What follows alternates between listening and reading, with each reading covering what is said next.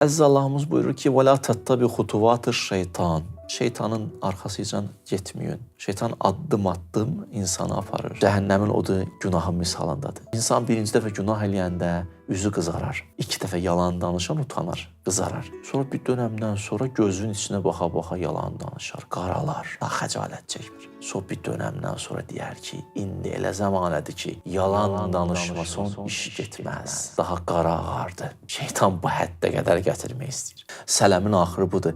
İnsan verər, alar. Axırı deyər, kim deyir aramdır. Deyər, əsl həqiqi ticarət odur. O birilər də buna bənzəyir. Şeytanın arxasıcan addım-addım getməyin. Çünki onun planları var, onun məqsədi var. O bir yerdə dayanmayacaq. Sözü uçurumdan uçurumlara aparacaq, bataqlığa sürükləyəcək. Müğayət ol.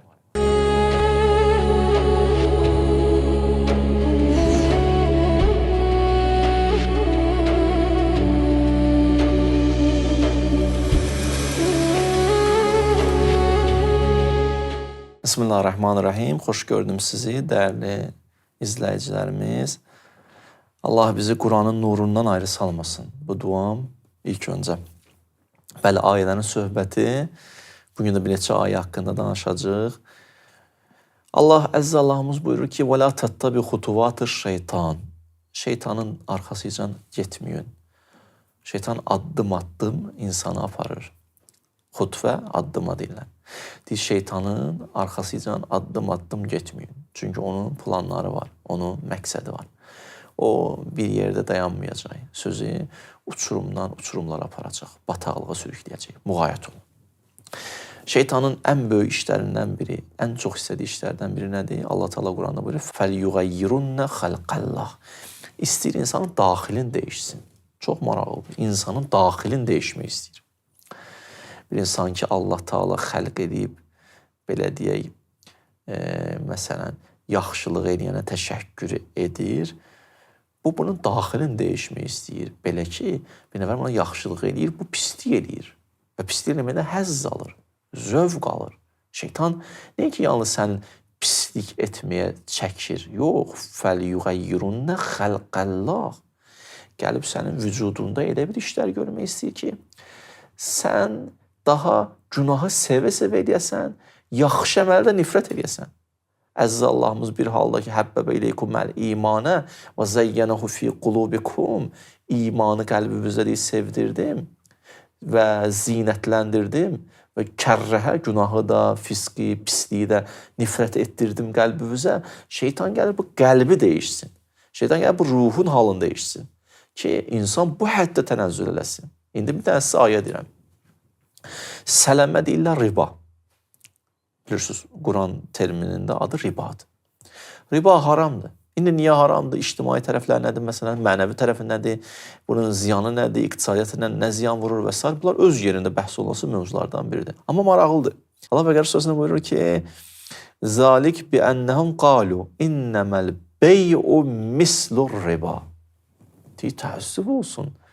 Bunlar o həddə tənəzzül ediblər. Deyirlər ki, alış-veriş də elə riba kimi bir şeydir də. Bununla onun nə fərqi var ki?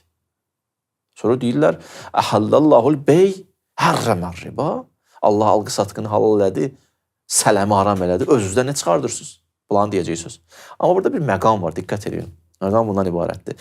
İnnəməl bey'u mislur riba. Bunlar deyirlər ki, alqı-satqı da elə riba kimi bir şeydir. Diqqət edin, demirlər, riba da elə alqı-satqı kimi bir şeydir. Riba da elə bir növ ticarətdir. Yox. Deyirlər, elə maraqlıdır. Alqı-satqı, ticarət elə riba kimi bir şeydir. Yəni, ribanı qərar veriblər əsalət, sələmi qərar veriblər əsalət. Yəni, o düzdür sanki. Bu ona bənzəyir də, yəni.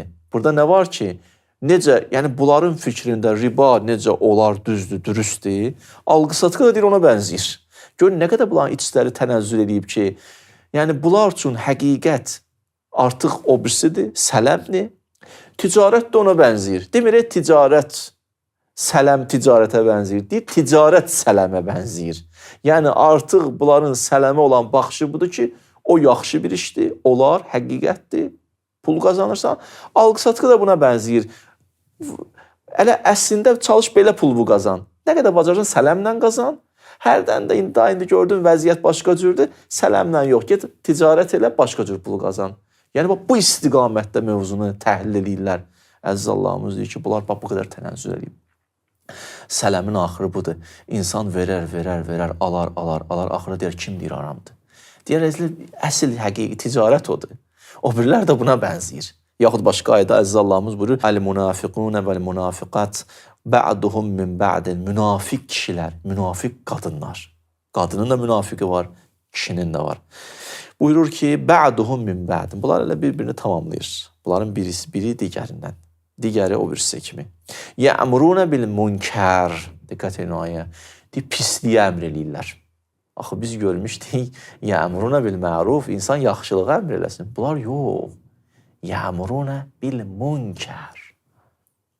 Bunlar pisliyə inirlər, əmr eləyirlər və yenəhəvnə anil ma'ruf. Yaxşı işdən çəkindirirlər. Bax, bunlar pisliyə əmr eləyirlər, yaxşılıqdan çəkindirirlər. İnsan bəzi vaxtlar bu qədər tənəzzül edir.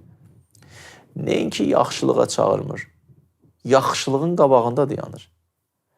Və yaxşılıq eləyən insanları qoymur yaxşılıq etsin.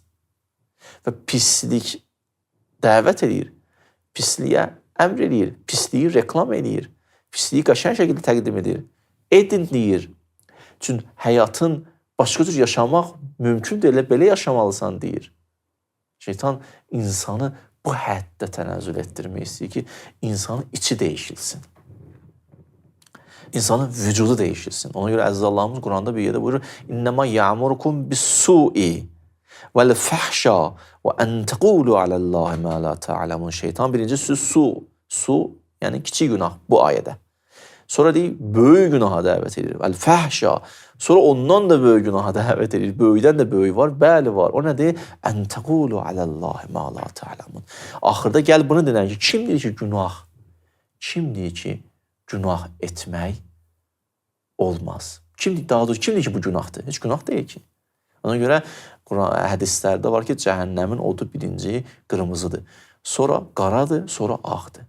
Nə deməkdir bu?